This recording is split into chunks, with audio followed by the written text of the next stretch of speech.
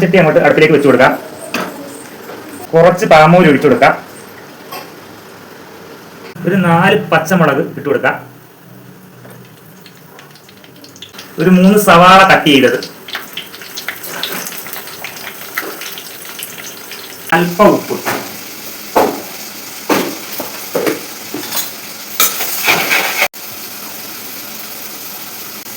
ഒരല്പം മഞ്ഞൾപ്പൊടി, 1/2 table spoon കുരുമുളക് പൊടി,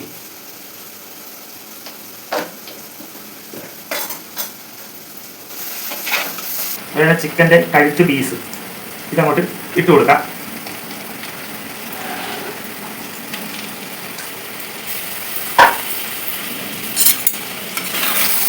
ഒന്ന് മിക്സാക്കി കൊടുക്കുക കേട്ടോ. ഒന്ന് അടച്ചു വെച്ച് വേവിക്കാം. 1 ഗ്ലാസ് വെള്ളം ഒഴിച്ചു കൊടുക്കാം. 2 തണ്ട് കറിവേപ്പില തൂക്കി കൊടുക്കാം.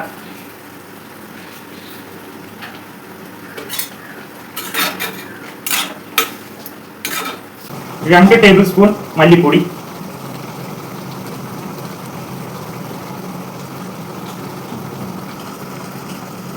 1/4 ടീസ്പൂൺ പെരിഞ്ചീരകപ്പൊടി,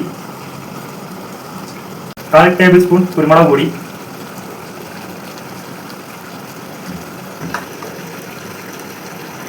അല്പം മസാലപ്പൊടി, 1/2 ടേബിൾ സ്പൂൺ ഉപ്പ്,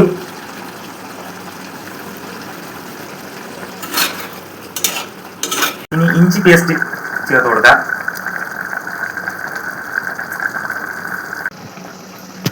ഒരു സ്പൂൺ മുളക് പൊടി,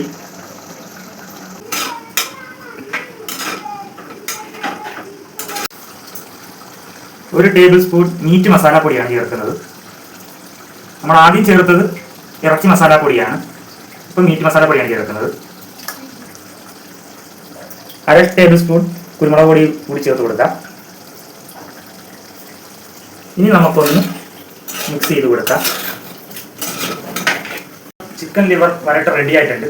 നമുക്ക് ചോറിൻ്റെ പുറത്തേക്ക് ആ ചിക്കൻ ലിവർ വരട്ട് അങ്ങോട്ട് വെച്ച് കൊടുക്കാം.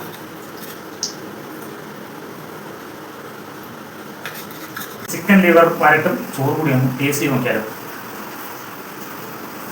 നല്ല ചൂടുണ്ട്.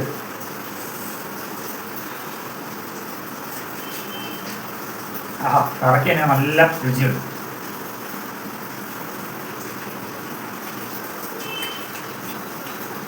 ടേസ്റ്റൊക്കെ നല്ല അടിപൊളിയായിട്ടുണ്ട്. അപ്പോൾ ഒരു വട്ടം നിങ്ങൾ വീട്ടിൽ ചെയ്ത് നോക്കണം.